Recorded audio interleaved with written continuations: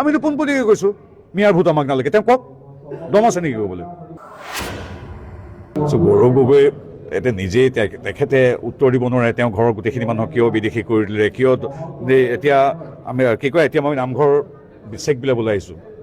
আমি সনাতন সংস্কৃতিত বিশ্বাস কৰা মানুহ।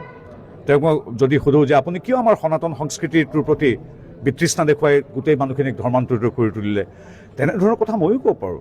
কিন্তু যিবিলাক কথা ন্যায়পালিকাই চাব, বিচাৰ কৰিব, মই এইটো নকওঁ। এতিয়া ৰাজনীতিৰ সময়ত আমি বিকাশৰ কথা ক'ম।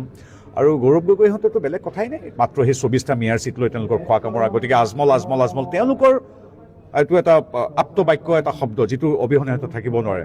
আমিতো পোনপটীয়াকৈ কৈছোঁ মিয়াৰ ভোট আমাক নালাগে। তেওঁ কওক, দম আছে নেকি ক'বলৈ?